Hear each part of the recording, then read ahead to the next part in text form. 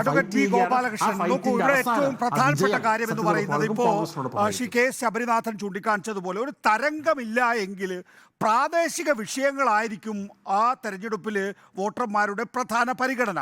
ആ നിലയിൽ പ്രാദേശിക വിഷയങ്ങൾ പരിഗണിച്ച് വോട്ടർമാർ വോട്ട് ചെയ്യുകയോ അല്ലെങ്കിൽ ബി ജെ പിയോടുള്ള ഒരു എന്തൂസിയാസം കുറയുകയും ആ നിലയിൽ 6%, 7%, 8%, സ്ത്രീകളുടെ കാര്യത്തിലാണെങ്കിൽ 11% പോളിംഗ് കുറയുമ്പോൾ ബി ജെ പി അത് ആശങ്കപ്പെടുത്തുന്നുണ്ടോ? ഒന്ന്. രണ്ട്, കഴിഞ്ഞ ദിവസം പ്രധാനമന്ത്രി അദാനിയെ പറ്റിയും അംബാനിയെക്കുറിച്ചും പറഞ്ഞത്, അവർ ചാക്ക് കണക്കിന് കള്ളപ്പണം ടെമ്പോയിൽ രാഹുൽ ഗാന്ധിക്ക് എത്തിച്ചിട്ടുണ്ടോ എന്നുള്ള ചോദ്യം, അങ്ങനെ എത്തിച്ചിട്ടുണ്ട് എന്നുള്ള തിരിച്ചറിവിൻ്റെ അടിസ്ഥാനത്തിലായിരിക്കുമല്ലോ, വസ്തുതാപരമായ വിവരത്തിൻ്റെ അടിസ്ഥാനത്തിലായിരിക്കുമല്ലോ പ്രധാനമന്ത്രി അക്കാര്യം പറഞ്ഞിട്ടുണ്ടാവുക. ആ നിലയിലൊക്കെ പ്രധാനമന്ത്രി പ്രസ്താവനയോ അല്ലെങ്കിൽ പ്രസംഗത്തിലെ പരാമർശങ്ങളോ ഒക്കെ വരുന്നത് വിരളി പിടിച്ചത് കൊണ്ടാണോ അഡ്വക്കേറ്റ് ബി ഗോപാലകൃഷ്ണൻ? അതെ, വല്ലാതെ വിരളിയാ, പേടിച്ച് വരണ്ട് ആകെ ഭയപ്പെട്ട് വേർതിരിക്കുക. നിങ്ങൾക്ക് എന്തെങ്കിലും സഹായിക്കാൻ പറ്റുമെങ്കിൽ സഹായിക്കേ. എൻ്റെ പൊന്നു ചങ്ങാതി, വേറെ വല്ല പണിയും നോക്ക്. ഇത് നിങ്ങൾ ഈ കുറേ നാളായി തുടങ്ങിയിട്ട് ബി ജെ പിയുടെ 1ാം ഘട്ടത്തിലും 2ാം ഘട്ടത്തിലും 3ാം ഘട്ടത്തിലും റിപ്പോർട്ടർ ചാനലും ഇവിടുത്തെ കുറേ അവതാരകന്മാരും ഇരുന്നിട്ട് മോദി വേർത്തോ, മോദി ഉഷ്ണിച്ചോ. മോദിക്കൊരു വേർപ്പുമില്ല, മോദിക്കൊരു ഉഷ്ണവുമില്ല. മോദി എന്താണോ പറഞ്ഞത്, മോദി എന്താണോ ജനങ്ങളുടെ മുമ്പാകെ വെച്ചത്, അത് ഈ ജനങ്ങൾ സ്വീകരിച്ചിട്ടുണ്ട്. നിങ്ങൾ പെർസെൻറ്റേജ് വോട്ട് കുറഞ്ഞു പോയി, അതാണല്ലോ നിങ്ങളുടെ വിഷമോ. കേരളത്തിൽ പെർസെൻറ്റേജ് വോട്ട് കുറഞ്ഞത് പിണറായി വിജയനോടുള്ള വിരോധം കൊണ്ടാണോ, അതോ പ്രതിപക്ഷത്തോടുള്ള വിരോധം കൊണ്ടാണോ? പിണറായി വിജയനെതിരായി പ്രതിപക്ഷം അതിശക്തമായ രീതിയിലുള്ള ഈ നമ്മുടെ കോൺഗ്രസിൻ്റെ പ്രതിനിധിയൊക്കെ ഈ ചാനലുണ്ടല്ലോ, അതിശക്തമായിട്ട് പ്രചരണം നടത്തി. അപ്പോൾ കോൺഗ്രസിൻ്റെ പ്രചരണം ഏക്കാതെ പോയതുകൊണ്ടാണോ കേരളത്തിൽ പോളിംഗ് പെർസെൻറ്റേജ് കുറഞ്ഞു പോയത്? എന്നാൽ പിന്നെ അതങ്ങ് സമ്മതിക്കാൻ പറ. കേരളത്തിൽ കമ്മ്യൂണിസ്റ്റ് പാർട്ടിയാണല്ലോ ഭരിക്കുന്നത്. കേരളത്തിലെ ജനങ്ങൾ വോട്ട് ചെയ്യാതെ വന്നത് പിണറായി വിജയൻ വിരളി പിടിച്ചാണോ?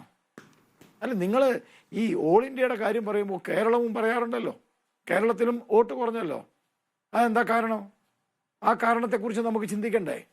തോമസ് ഐസക്കിന് കേരളത്തിൽ ഏറ്റവും കുറവ് വോട്ട് പെർസെൻറ്റേജ് ഉള്ളത് പത്തനംതിട്ടയിലാണ്. തോമസ് ഐസക്കിനോട് ജനങ്ങൾക്ക് വെറുപ്പായതുകൊണ്ട് വോട്ട് ചെയ്യാൻ വരാതിരുന്നതാണോ? അതോ തോമസ് ഐസക്കിന് എതിരായിട്ടുള്ള ആൻ്റണിയുടെ പ്രസംഗത്തിൽ ആൾക്കാർക്ക് താല്പര്യമില്ലാതെ ഈ കോൺഗ്രസിന് ഇനി വോട്ട് ചെയ്തിട്ട് ഒരു കാര്യമില്ല, അതുകൊണ്ട് ഞങ്ങൾ വോട്ട് ചെയ്യാൻ വരുന്നില്ല, അതുകൊണ്ടാണോ? കാരണം ഇവിടെയൊക്കെ ബി ജെ പി എന്ന് പറയുന്നത് കേരളത്തിലൊരു ചെറിയ പാർട്ടിയാണ്. അതുകൊണ്ട് ബി ജെ പിയെ നിങ്ങൾക്ക് കേരളത്തിലെ വോട്ട് പെർസെൻറ്റേജ് കുറഞ്ഞതുമായി ബന്ധപ്പെട്ട് പറയാൻ പറ്റില്ലല്ലോ. നിങ്ങൾ ഇത്രയും നേരം സംസാരിച്ചത് ബി ജെ പി ഭരിച്ച സംസ്ഥാനങ്ങളും ഭരിക്കുന്ന സംസ്ഥാനങ്ങളും നോർത്ത് ഇന്ത്യയെ കുറിച്ചാണ്. ഗോപാലകൃഷ്ണൻ, ശരിയാണ്, പോളിംഗ് പെർസെൻറ്റേജ് കുറഞ്ഞത് തന്നെയാണ് ബി ജെ പിക്ക് വോട്ട് കുറയാനുള്ള സാധ്യതയായി പൊതുവെ ദേശീയ നിരീക്ഷകർ കാണുന്നത്. പക്ഷെ ഞാൻ ചോദിച്ച ചോദ്യം അതല്ല.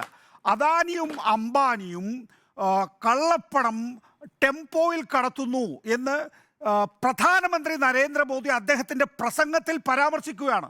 അദ്ദേഹത്തിന് കൃത്യമായ വിവരം കിട്ടാതെ ആ നിലയിൽ പറയില്ലല്ലോ.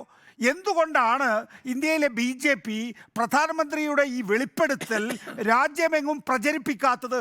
എന്തുകൊണ്ടാണ് കേന്ദ്ര സർക്കാർ ഈ പറയുന്ന അംബാനിക്കും അദാനിക്കുമെതിരെ ED-യെയും CBI-യെയും ആദായ നികുതി വകുപ്പിനെയും വിട്ട് പരിശോധന നടത്താത്തത് എന്ന ചോദ്യമാണ് കോൺഗ്രസ് പാർട്ടി ഉന്നയിക്കുന്നത്. അത്രയല്ലേ ഉള്ളൂ. കോൺഗ്രസ് പാർട്ടി ഈ കഴിഞ്ഞ ദിവസം വരെ അദാനിയും അംബാനിയും മോദാനി എന്ന് പറഞ്ഞിട്ട് ചർച്ച ചെയ്തുകൊണ്ടിരുന്നു. അദാനിയും അംബാനിയുടെയും കള്ളപ്പണത്തിലാണ് നരേന്ദ്രമോദി തെരഞ്ഞെടുപ്പ് പ്രചരണം നടത്തുന്നത് എന്ന് പറഞ്ഞു. അദാനിയുടെ വിമാനത്തിൽ കോടികൾ ചെലവാക്കിയാണ് നരേന്ദ്രമോദി പ്രചരണത്തിന് 2014 19 ഇറങ്ങിയെന്ന് പറഞ്ഞു. അദാനിക്കും അംബാനിക്കുമെതിരെ അതിശക്തമായ രൂക്ഷമായ ആക്രമണമായിരുന്നു രാഹുൽ ഗാന്ധി അടിച്ചുവിട്ടത്.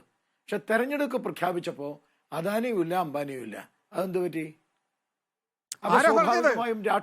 അത് വസ്തുതാ വിരുദ്ധമാണ് അഡ്വക്കേറ്റ് ബി ഗോപാലകൃഷ്ണൻ. ഞാൻ വരാം, നമുക്ക് അതിലൊരു വിശദമായ ചർച്ച വേണം. ഞാൻ അങ്ങയിലേക്ക് എത്താം.